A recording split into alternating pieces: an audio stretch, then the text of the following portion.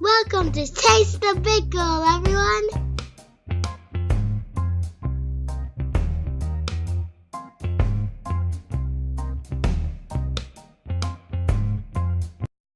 In this episode, we will be making the best Jamaican style oxtail with butter beans. Stay tuned. So here's a list of the ingredients that we will be using today for our oxtail stew. Look at that nice oxtail looking at you, huh? And my nice little scotch bonnet pepper over there, and my butter bean. So guys, first you want to wash your oxtail and drain it, and then you get a pot and you put the oxtail in with the onions. Then you want to get your thyme together, so get a couple sprigs of thyme. I think I use about 5 or so, and then you add that to the pot. Then you get your scallion, look how nice they are, with some garlic, and you add that to the oxtail mixture. Then my daughter is here adding the browning, so look at those little fingers. You know, this is one of her favorite dish, so she's a big helper with that. Then I add my dry ingredients, and this is my ground ginger, my pimento seeds, so the allspice, the black pepper, the paprika, the salt, and then I add my scotch bonnet pepper. I need some kick here, and then I add about a teaspoon of vinegar. I like using that with my food. It gives it a nice kick, and it just brings everything together.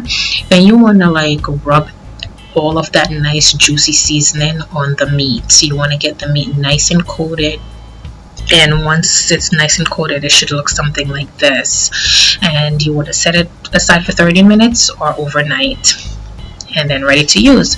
So I got my nice little Dutch pot, and I put about 2 teaspoons of olive oil in it. Actually, I think I just used 1, and I got it on a nice medium heat, and actually high heat. And then I had my oxtail, and I browned my oxtail for about 5 minutes. I actually like my meat kind of brown, so I tend to brown it before I stew it down, either slow cook or braise. I tend to brown my meat.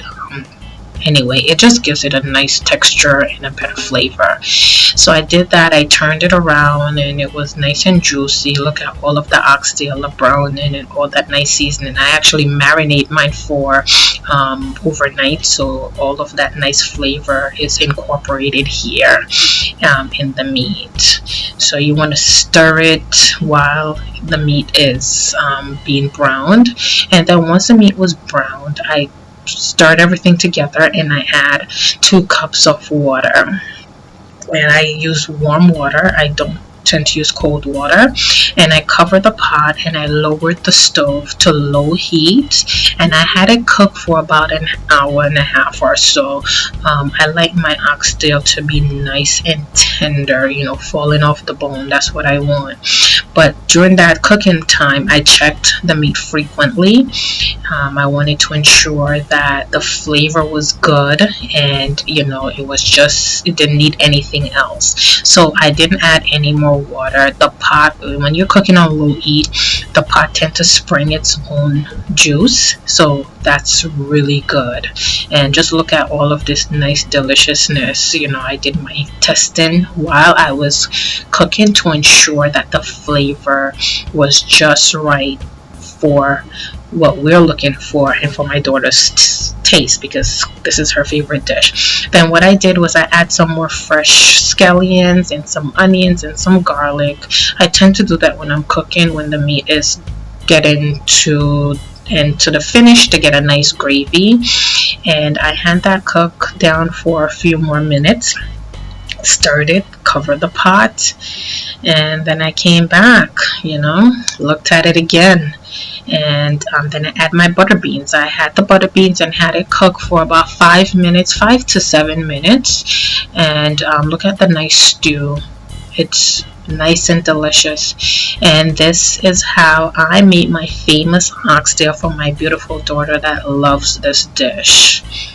And this is a nice look at the finished product. Look at it. It looks so succulent. It was just falling off the bone. Very nice and tender. Enjoy. I hope you actually like this video. If you're looking for more content similar to this, please List it in the comment section. Don't forget to like and subscribe, and I'll see you in the next video. Subscribe and stay tuned for more videos, everyone.